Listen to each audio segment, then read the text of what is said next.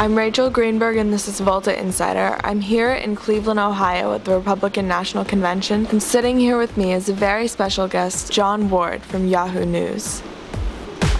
You've been covering this election since the beginning. You must be excited about finally reaching the conventions. What is your coverage plan? It's a good question. It's good to be with you, Rachel. My coverage plan, let's see. Well, I'm most interested in a storyline that's kind of a big deal in some ways, but a lot of people kind of look at this storyline and think, what a joke. And that storyline is what's going to happen to the people who are trying to unbind the delegates, maybe get a roll call of the votes. Basically, people who, for whatever reason, don't like Donald Trump and would like to see the convention delegates play a part in deciding who the party nominates. It's a pretty interesting sort of tactical political fight, but it's also raising some important questions, I think, about the role of political parties, how, the role of conventions. Do conventions matter? Of course, they really haven't for many decades, and this is raising questions about should they matter. So that's kind of what I'm going to be keeping my closest eye on. I've been covering it for the last several months and been here for a couple of days and covering the Rules Committee. Other than that, I'm just kind of trying to find people I've set up some interviews that we're going to do on camera for Yahoo News. We have a suite and a camera crew and all that. And we'll be interviewing people there. Katie Couric will be there. So I'll just be kind of trying to rope people into that I haven't already nailed down. And then, we're having a team meeting tonight. So we're going to work out, as far as writing goes, like what the coverage is day by day. And so when you say like roping people into that, do you mean like officials or just random people, supporters? I think generally newsmakers, elected officials. And to be quite honest, it's been interesting to see. You already know that there are a lot of people in elected office who are not here. Yes. Marco Rubio is not here. The governor of the state is not here. That's just to name two. There's many who are not here. Even those who are here, a lot of them don't want to talk to reporters, especially on camera. Really? Yeah, because to name two very conspicuous examples, Governor Nikki Haley of South Carolina and Senator Tim Scott of South Carolina, you are not going to see them on camera, maybe at all. I mean, maybe some very persuasive producers are going to be able to get them on camera somewhere. But they do not want to be answering questions about Donald Trump because they don't like him. Huh. Very interesting. So, speaking of Donald Trump, what is it like to cover him, especially because his campaign is not the biggest fan of the media? Yeah, I have been to a handful of Donald Trump rallies, but I have sort of a conviction that I understand that a lot of what Donald Trump says is news, but I've been kind of committed to the extent I covered Donald Trump, to covering the people who are his supporters, because I think a lot of what comes out of Donald Trump's mouth is exaggeration or not true at all, or just wrong. And so I think that I'm glad there are people. We have somebody named Holly Bailey covering Trump for us for Yahoo. I've been off covering kind of other parts of the campaign. If I were covering Trump day in and day out, I would be able to speak, I think, more extensively and authoritatively about what it's like to cover him day in and day out. As it stands, I've been trying to, I think, cover, write about, explain, I think, largely the reasons why people have serious concerns about him that are not even really political. Okay, so more of the voters' side, more or less. Not just voters, but people in the Republican Party who think that Donald Trump doesn't really understand what their party stands for and doesn't really understand what this country is about and what our Constitution says and how the way our government and politics are supposed to work and what the role of the president is and how a president should conduct himself. Interesting. And what about Mike Pence? Do you think he's a good choice for Trump?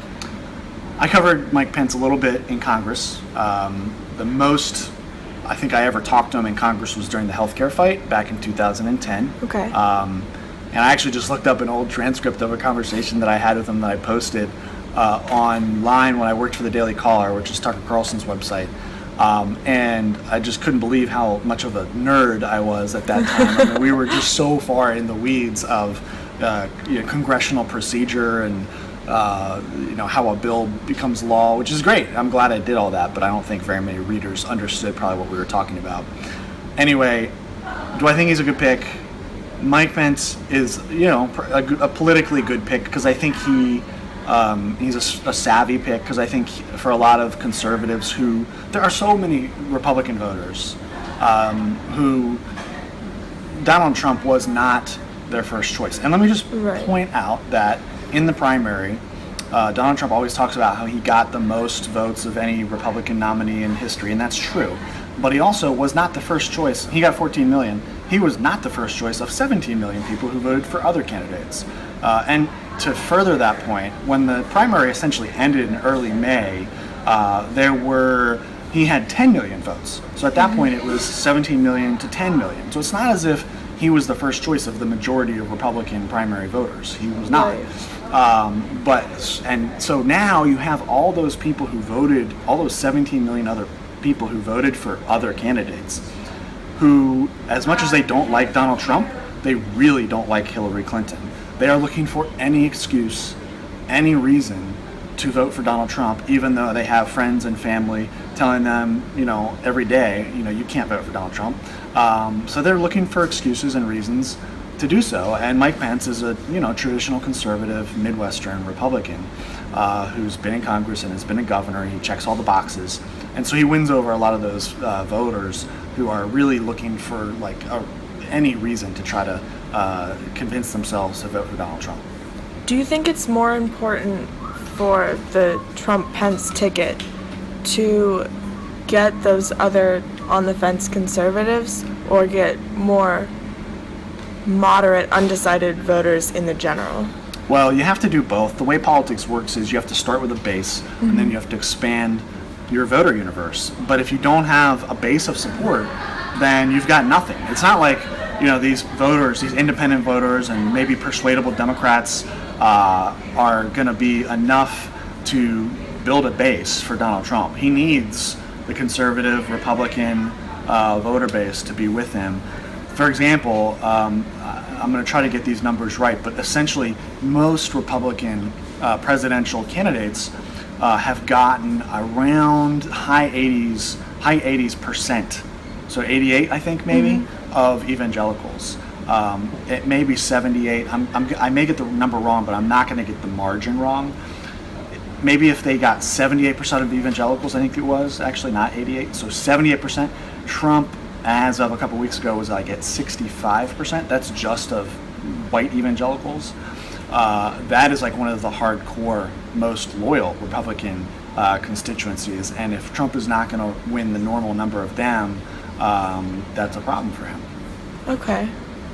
At the same time, he could offset some of that loss by winning over higher numbers of Midwestern traditional Democrats who are kind of white blue-collar voters who voted for Democrats, for many decades because of FDR and Kennedy and the New Deal, but have over the past 20, 30 years kind of moved towards Republicans.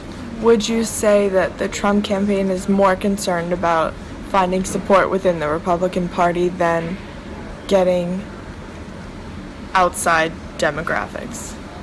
Well, I think now, at this point, he's got what you see is with Pence, trying to shore up, strengthen that base of support among conservatives, while at the same time, Trump is doing things to try to, make himself more appealing to independents and some Democrats. I think some examples of that are, while he has never actually said I was wrong to say that we should ban Muslims from coming into this country, he has talked about that idea in a way that's different. He said that we should stop people from coming to this country from countries that have terrorism problems, essentially, which is an idea that's actually talked about quite frequently and has some merit to it. You've got high intensity terrorist levels of activity in certain countries. You probably do want to have a little more scrutiny about how you admit people from those countries, right? Right. But to say that we're going to ban all members of a certain faith is ridiculous. Absolutely. So, those are the types of nuanced differences in the positions he's taking now that show that he's trying to make himself more appealing to non-Republican voters. So, Donald Trump as a candidate, do you like him? Would you go get a beer with Donald Trump? Oh, I'd love to get a beer with him. But have you ever seen or listened to the Hamilton soundtrack? I have not. So in the Hamilton soundtrack, they do a song about the election of, I believe, 1800, where Aaron Burr was running and Thomas Jefferson was running, and Hamilton has to decide between the two of them, and he chooses Jefferson because, as he says in the musical, Jefferson, you have to understand, Jefferson and Hamilton were mortal enemies. They disagreed on just about everything. Right. But Hamilton's reason for voting for Jefferson instead of Burr, the line is, Jefferson has beliefs, Burr has none.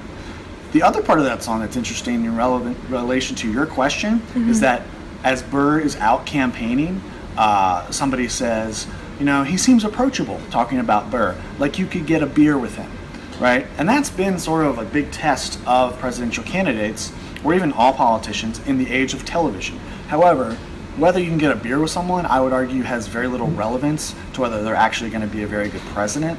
And I think the line that Hamilton makes about Jefferson has beliefs, Burr has none, is also one that's relevant to Donald Trump, because he obviously does not really have any political beliefs. I'm not even sure how many beliefs he has about anything. He's just a canvas. No, I think his driving principle is himself, his ego, and his own ambition. Okay.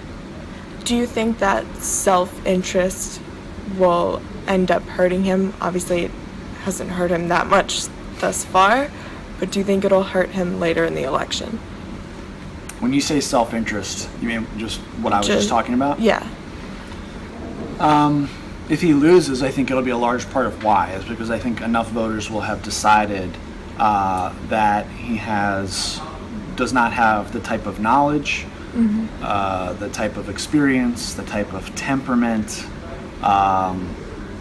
that's required for somebody to make tough decisions. I think even the selection of Mike Pence this past week showed a real kind of lack of center to him. Just the way that he was kind of yanking Mike Pence around. Mike Pence had to decide whether or not by Friday at noon to withdraw from his reelection for governor. He had to file papers for that. And yet on Thursday evening, Donald Trump was having Mike Pence flown to New York and had told the press through intermediaries that he was going to pick Mike Pence, and then waffled on that. Now, we don't know for sure whether that was all some elaborate game to try to keep us all guessing and give him more media coverage, but I think the preponderance of the evidence suggests that Donald Trump, in a moment where he needed to be decisive, was wildly indecisive. So shifting gears a little bit, some call print a dying art. What would you say to people who think that print news just is not important anymore? Well, you can read my t-shirt, right? Yes, read or die. Yes, my t-shirt says read or die. I was just in a grocery store where a woman said, that t-shirt's pretty intense. And I said, yeah, your mind, your soul, your culture, it's all true. Read or die. I believe that very firmly in my heart. And I think that the written word is of vital importance to you and me as individuals. Right. It's of vital importance to the people that we interact with as a community. It's of vital importance to a people as a nation and to the world. If people are not reading, if they're not taking the time to slow down and not just look at images on a screen, they're losing something, a vital part of what makes them a human being, which is the ability to think, the ability to reflect, the ability to gain wisdom, the ability to reach into the past and to acquire knowledge that is otherwise not obtainable. I mean, there are in our history throughout humanity, there were oral traditions of knowledge, but we for many centuries have been a written culture, and I think the written culture is actually under assault for the last 5 or 6 decades, ever since the advent of television. Neil Postman wrote a book about this called Amusing Ourselves to Death. And Nicholas Carr has kind of picked up that standard and written about the digital age as you know, we've gone from written culture where we use reason and an argument to persuade, to the age of television where we use emotion and images to persuade. And now on top of that, we've layered the digital age, which we're all distracted and overwhelmed with information. I think one of the most important things any individual can do to make a difference in this world is to actually withdraw from your phone and your television and take some time alone to think, read, and write. And then go back. Don't isolate yourself, obviously. You go back into that world and you make a difference by actually adding value. So you moved to Yahoo about a year ago, 2 years ago, which doesn't have a print outlet. Do you think that Yahoo and other mediums, Google, Twitter, have fundamentally disrupted print journalism? Is there any sort of establishment anymore? Oh, yeah. I mean, it's a couple different questions there. I'll just touch establishment real quick. There's not a whole lot of establishment power in media or politics anymore. Mm-hmm. People love to rail against the establishment, but there isn't really much of one anymore. And I think that's probably going to continue. As far as, like, the written product, I think as far as, daily news, probably not a lot of written product is going to survive. You already see that happening. Most people under a certain age, probably 40 or 50, maybe a little younger, I don't know, but the younger you get, the more you have a majority of people who get their information solely on their phone, or majority on their phone. I don't think that the written word across all types of information is going to go away. I think, books, to the extent people read them, people are going to, I think you're already seeing a trend towards people wanting, a physical copy of a book. I am one of those people. Yeah. And you know why I do it? We all have our own reasons, but I have kids, and if I am reading on a Kindle or on an iPad, they don't know that I'm reading a book. I could be playing a video game, I could be looking at my bank account, I could be doing any number of things. I want them to know I'm reading a book, because I think, to me, books are a unique form of information, a unique form of thinking. So, what I'm really interested in is what happens with the magazine industry, because that's kind of in between daily news and books, and it's a really valuable form of writing. Documentaries are obviously popular. That's good. I'm all for that. I think that's great. Mm-hmm. But I think magazine industry, I don't get the sense that they've quite figured out a business model yet, but, I think they're working at it. Do you think magazines are in danger of becoming completely obsolete? I don't think so, but I don't know. I'm not an expert on those business models. I think you've definitely seen a lot of substandard magazines certainly kind of cold out, and if you're not really good, then you're not going to survive. The New Yorker seems to be doing well. You do have to have a digital component, it seems, to your business model. You can't be all print. You have to be out there in the web, kind of drawing people in. So, are you interested in podcasts at all? I am. I actually had an idea about doing a podcast myself a year or two ago and just never pursued it. It would have been about that book, Neil Postman's Amusing Ourselves to Death. There are a number of people in media who have read it and been influenced by it, and it would have been conversations with them about that. As far as my favorite podcasts, the one that I've been listening to a lot is called Longform recently, Longform podcast. I also like Tim Ferriss. He's very good. Other than that, I'm just kind of skipping. I listen to my church sermons on podcasts, which is great. But Longform is really great. They have this guy, on the other day named Jack Hitt, who I'd never heard of, which I love discovering people that way. And he's a freelance writer. He's been writing for a long time. He was so fun to listen to. He had such a great sense of humor, very mirthful, very kind of mischievous. And he told the most hilarious story about being a brand new newspaper reporter in the early 80s.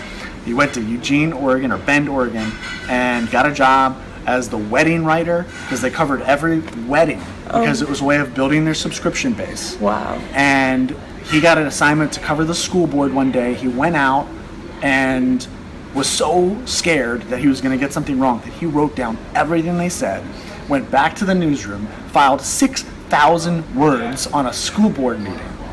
and he's looking at the computer screens of what everybody has filed. His friend on the sports desk filed 600 words on some game, and he's looking at the screen. And he goes, "Oh, what I filed is way better. In fact, 10 times better."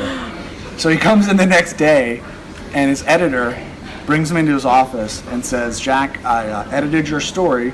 Why don't you go take a look?" And he goes back to the computer, and his story is now one sentence, and it says, "The Bend, Oregon School Board met Thursday and approved a budget.